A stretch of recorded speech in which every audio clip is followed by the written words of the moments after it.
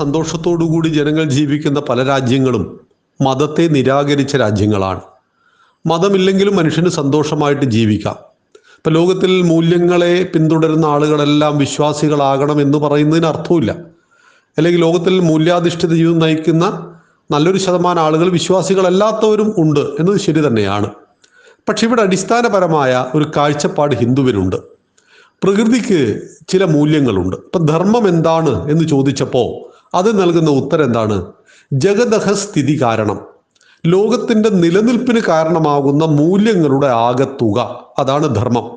പ്രാണിനാം സാക്ഷാത് അഭ്യുദയ നിശ്രേയസ ഏതഹു യഹ സഹ ധർമ്മ. പ്രാണി എന്ന് വെച്ചാൽ പ്രാണനുള്ള എല്ലാം പ്രാണിയാണ്. പക്ഷെ ഇവിടെ ശാസ്ത്രത്തിൽ അധികാരം മനുഷ്യനായതുകൊണ്ടാണ് മനുഷ്യനെ ഉദ്ദേശിക്കുന്നത്. സാക്ഷാത് ശരിയായ അഭ്യുദയ നിശ്രേയസം, ഭൗതികമായ പുരോഗതിയും ആധ്യാത്മികമായ പുരോഗതിക്കും ഉതകുന്നതെന്തോ യഹ സഹ ധർമ്മ, അതാകുന്നു ധർമ്മം. ഇതിലെവിടെയാണ് മതം വരുന്നത്? ഇതിലെവിടെയാണ് വിശ്വാസം വരുന്നത്? ഇതാണ് കാഴ്ചപ്പാട്. പക്ഷെ ധാർമ്മിക ബോധം എന്ന് പറയുന്നൊരു ബോധമുണ്ടല്ലോ. ഇപ്പം നമുക്ക് ഒരാൾ നമ്മുടെ മുന്നിലേക്ക് ഞാൻ ഭക്ഷണം കഴിച്ചിട്ടില്ല, വല്ലതും തരൂ എന്ന് പറഞ്ഞ് കൈനീട്ടുന്ന സമയത്ത് ഒരു നേരത്തെ ഭക്ഷണം കൊടുക്കുവാൻ നമ്മൾ തയ്യാറാകുമ്പോൾ ഒരു മാനസിക പ്രവർത്തനം നടക്കുന്നില്ല എവിടെയോ? ഒരു ആർദ്രത മനസ്സിൻ്റെ ഉള്ളിൽ തോന്നുന്നുണ്ട്. ആ വികാരത്തിൻ്റെ പേരെന്താണ്? അതെവിടെയാണ് മനുഷ്യൻ അങ്ങനെ നടക്കുന്നത്? ഈ മറ്റൊരു ജീവജാലത്തിൻ്റെ മുന്നിലേക്കാണ് ഈ മനുഷ്യൻ കൈനീട്ടിയതെങ്കിൽ ഒരു പട്ടിയോ പൂച്ചയോ ഭക്ഷണം കൊണ്ടുപോയിട്ട് കൊടുക്കുമോ? ഇല്ലല്ലോ. അതിനറിയില്ല, വിവേചന ബുദ്ധിയില്ല. അപ്പൊ ഈ വിശേഷ ബുദ്ധിയുള്ള മനുഷ്യന്റെ ഉള്ളിൽ ഈ മൂല്യങ്ങളെ ഉണ്ടാക്കുന്ന വൈകാരികത ഏതാണ്? ആ വൈകാരികതയുടെ പേരാണ് ഭാരതം ധർമ്മം എന്ന് പറയുന്നത്. അപ്പൊ അവിടെ നിങ്ങൾ ദൈവത്തിനെ ആരാധിക്കണമെന്ന് എവിടെയും നിർബന്ധിക്കുന്നില്ലല്ലോ. അമ്പലത്തിൽ പോകുന്നതിന് നമുക്ക് ഹിന്ദുവാണ്, പോകാത്തവനും ഹിന്ദുവാണ്. ഇദ്ദേഹം ചോദ്യം ചോദിച്ചിട്ടുണ്ടാവുക മതങ്ങളുടെ കാഴ്ചപ്പാടിൽ നിന്നുകൊണ്ടാണ്.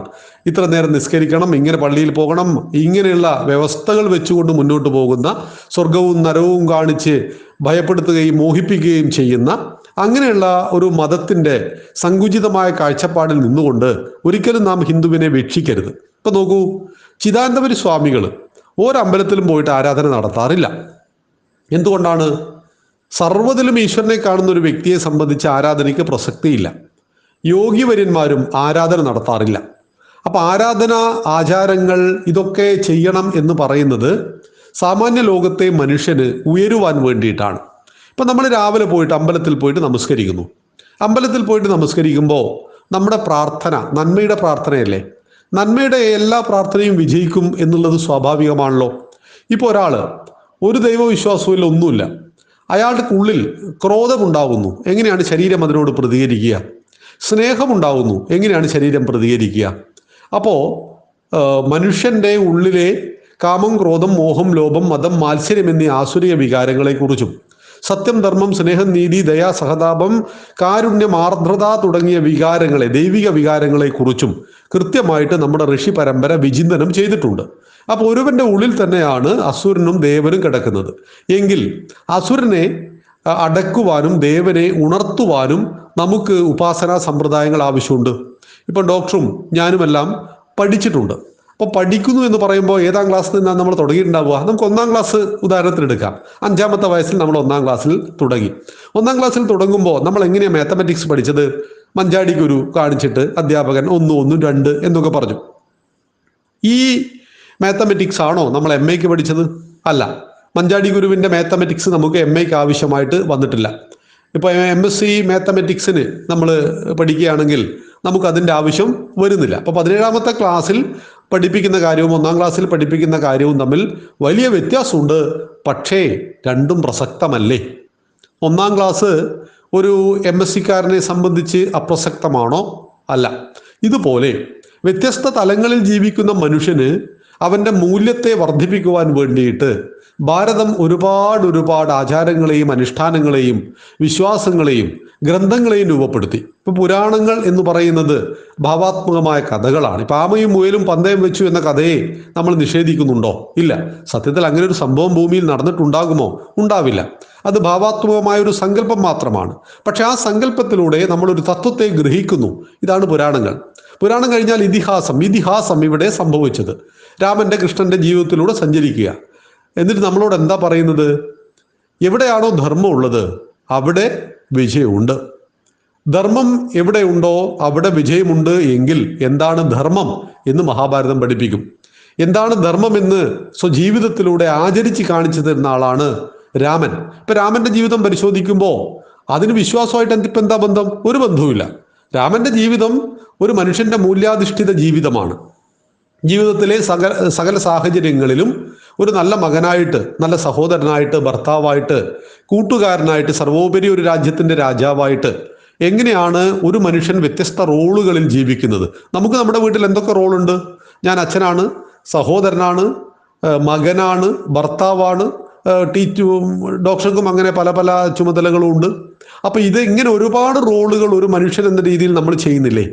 അപ്പോൾ ഈ റോളുകൾ ചെയ്യുന്ന സമയത്ത് നമ്മളിൽ മൂല്യം എങ്ങനെയാണ് ഉണ്ടാകേണ്ടത്? അമ്മയോടുള്ള പെരുമാറ്റവും, അച്ഛനോടുള്ള പെരുമാറ്റവും, മക്കളോടുള്ള പെരുമാറ്റവും, ഭാര്യയോടുള്ള പെരുമാറ്റവും, സമാജത്തോടും സഹോദരങ്ങളോടുള്ള പെരുമാറ്റവും ഒക്കെ എങ്ങനെയാണ്? നമുക്കറിയില്ലേ ഓരോരുത്തരെയും എങ്ങനെ കൈകാര്യം ചെയ്യണമെന്ന്? അപ്പൊ അങ്ങനെ കൈകാര്യം ചെയ്യുന്നുവെങ്കിൽ അതിനിപ്പം മതത്തിന്റെ ആവശ്യമുണ്ടോ എന്ന് ചോദിച്ചാൽ, ഒരു മതവിശ്വാസം ഇല്ലാത്തവരും അമ്മയെ കൈകാര്യം ചെയ്യുന്നുണ്ടല്ലോ. അമ്മയോട് പെരുമാറുന്നവൻ അറിയില്ലേ? ഒരു വിശ്വാസവും ഇല്ലാത്ത കൃത്യമായിട്ട് അറിയാം. പക്ഷെ ഈ മൂല്യങ്ങളെയാണ് ഹിന്ദുത്വം ധർമ്മമായിട്ട് പറയുന്നത്. അത് അമ്പലങ്ങളിലെ വിശ്വാസവും ആചാരവുമായിട്ട് അതിനൊന്നും യാതൊരു ബന്ധവുമില്ല എന്ന് മനസ്സിലാക്കുക. മതങ്ങളുടെ വീക്ഷണകോണിൽ നിന്നുകൊണ്ട് ഇതിനെ ഒരിക്കലും നമ്മൾ കാണരുത്. മതങ്ങളുടെ വീക്ഷണകോണിൽ ഇങ്ങനെ പറയും, അമ്മയെ പരിചരിക്കുന്നവര് സ്വർഗം കിട്ടും. അങ്ങനെയല്ല. ഭാരതം പറയുന്നത് മാതൃദേവോ ഭവ, അമ്മയാണ് ദൈവം എന്ന് വെച്ചാൽ നിങ്ങൾ ദൈവത്തെ ശ്രദ്ധിക്കുവാൻ എത്രമാത്രം താല്പര്യം കൊടുക്കുന്നുവോ അതിലും താല്പര്യം ആ ഒന്നാമത്തെ ദൈവമായ അമ്മയ്ക്ക് കൊടുക്കണം. അമ്മയെ ശുശ്രൂഷിച്ചാൽ നിങ്ങൾക്ക് സ്വർഗം ഒരിക്കലുമില്ല. അമ്മയെ ശുശ്രൂഷിക്കേണ്ടത് കടമയാണ്.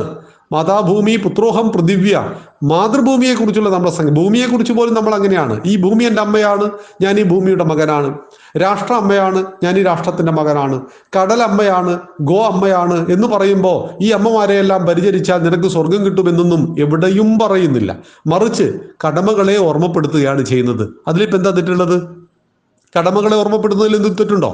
ഒരു തെറ്റൂല. മാത്രമല്ല, ഈ കടമകളിലേക്ക് ഉയരണമെങ്കിൽ മൂല്യാധിഷ്ഠിതമായ വിദ്യാഭ്യാസം വേണ്ടേ? വിദ്യാഭ്യാസ ഉള്ള ഒരാളും വിദ്യാഭ്യാസം ഇല്ലാത്ത ഒരാളുടെയും ജീവിതത്തിൽ വലിയ വ്യത്യാസങ്ങൾ കാണുന്നില്ലേ? തത്വചിന്തയെ അറിഞ്ഞ ഒരാളും തത്വചിന്തയെ അറിയാത്ത ഒരാളും തമ്മിൽ വലിയ വ്യത്യാസമില്ലേ? ബീവറേജിന്റെ മുന്നിൽ ക്യൂ നിന്ന് മദ്യപിച്ച് അവിടെ കിടന്നുറങ്ങുന്ന ഒരാളും തത്വചിന്തകനും തമ്മിൽ ഒരേ ഒന്നാണോ? അല്ല. അവിടെ ചിന്താമണ്ഡലത്തിൽ രൂപമാറ്റം ഉണ്ടാവില്ലേ? അവരെല്ലാം രണ്ടുപേരും മനുഷ്യന്മാരാണ്. പക്ഷേ മനുഷ്യൻ എന്ന് പറയുമ്പോൾ രണ്ടുപേരെയും ആ മാനുഷികമായ ഉന്നത മൂല്യത്തിൽ നമുക്ക് പെടുത്താൻ പറ്റുമോ? പറ്റില്ലല്ലോ. അപ്പൊ ഇങ്ങനെ ധാർമ്മികമായ ചിന്തയെ മനുഷ്യനിൽ ഉണർത്തുവാനും ഉയർത്തുവാനും കർമ്മ പദ്ധതികൾ ആവശ്യമുണ്ട്. രണ്ടാമത്തത് ചൈന, കൊറിയ, ജപ്പാനിൽ വിശ്വാസം ഉണ്ടല്ലോ, പ്രബലമാണല്ലോ വിശ്വാസം. ചൈനയും കൊറിയയും ജീവിക്കുന്നത് ഭയത്തിലല്ലേ? അവിടെ എവിടെയാണ് ധാർമ്മികതയുള്ളത്? ഒരു ജനതയെ മുഴുവൻ ആയുധം കാണിച്ച് ഭയപ്പെടുത്തി ജീവിക്കുന്നു എന്ന് പറയുമ്പോൾ അവിടെ ധാർമ്മികതയുണ്ടോ? അഫ്ഗാനിസ്ഥാനിലെ ജനങ്ങൾ എങ്ങനെയാണ് ജീവിക്കുന്നത്? മതമെന്ന ഭീകരതയെ ഭയന്നുകൊണ്ട് ജീവിക്കുകയല്ലേ? അപ്പം ഭയം എന്ന് പറയുന്നത് നിങ്ങൾക്ക് സന്തോഷം അഭിനയിക്കാനേ പറ്റുള്ളൂ. ആത്യന്തികമായിട്ട് നിങ്ങൾ സന്തോഷവാനായിരിക്കില്ല. ഭയം ഒരിക്കലും സന്തോഷത്തെ നൽകില്ല. ഇപ്പൊ ഉത്തര കൊറിയയിൽ അമ്മാവനെ പട്ടിക്കൂട്ടിലെറിഞ്ഞു കൊല്ലുന്ന ഒരു ഭരണാധികാരിയുള്ള നാട്ടിലെ ജനങ്ങൾ ഭയത്തിൽ സന്തോഷം അഭിനയിക്കുകയാണ്. ചൈനയിൽ അവര് ആവിഷ്കാര സ്വാതന്ത്ര്യത്തിനു വേണ്ടി സമരം ചെയ്തപ്പോൾ ടിയാമൻ സ്ക്വയറിൽ മക്കളുടെ നെഞ്ചിലൂടെ യുദ്ധ ടാങ്കറുകൾ കയറ്റി ഇറക്കിയിട്ട് ആയിരക്കണക്കിന് കുട്ടികളെ കൊന്നില്ലേ? അതിനുശേഷം അവിടെ യാതൊരു സമരവും നടന്നിട്ടില്ല. അപ്പോ എതിർക്കുന്നവരെയും അഭിപ്രായം പറയുന്നവരെയും ജനാധിപത്യത്തിന് വേണ്ടി വാദിക്കുന്നവരെയും പച്ചക്ക് കൊന്നുകളയുന്ന ചൈനയെയും കൊറിയയും ഒക്കെ നമ്മൾ എങ്ങനെയാണ് കമ്പയർ ചെയ്യാം? നമുക്ക് അത്ഭുതമായിട്ട് കിടക്കുന്ന ഭാരതം തന്നെയല്ലേ? ഈശ്വര വിശ്വാസിയായ വാൽമീകിയെയും ഈശ്വര നിഷേധിയായ ചാർവാകനെയും മഹർഷി എന്ന് വിളിക്കുന്ന നാട്ടിൽ നമുക്ക് എവിടെയാണ് മതം ഒരു നിഷ്കർഷയായിട്ട് പറയുന്നത്? ഞാനൊരു ഹിന്ദുവാണ്, എന്നോട് കൃത്യമായിട്ട് അമ്പലത്തിൽ ഇന്നേ ദിവസം പോകണമെന്ന് എൻ്റെ ഒരു ആചാരവും പറയുന്നില്ല, എൻ്റെ ഒരു ഗ്രന്ഥവും പറയുന്നില്ല. എനിക്ക് രാമനെ വിമർശിക്കാൻ സ്വാതന്ത്ര്യമുണ്ട്, എനിക്ക് കൃഷ്ണനെ വിമർശിക്കുവാൻ സ്വാതന്ത്ര്യമുണ്ട്. ഏതെങ്കിലും ഒരു ഗ്രന്ഥം എല്ലാ ദിവസവും കൃത്യമായിട്ട് വായിക്കണമെന്ന് യാതൊരു നിർബന്ധവും എനിക്കില്ല. എനിക്ക് മൂല്യങ്ങൾ വേണമോ എനിക്കത് തിരഞ്ഞെടുക്കാം, എനിക്ക് ഉയരാം.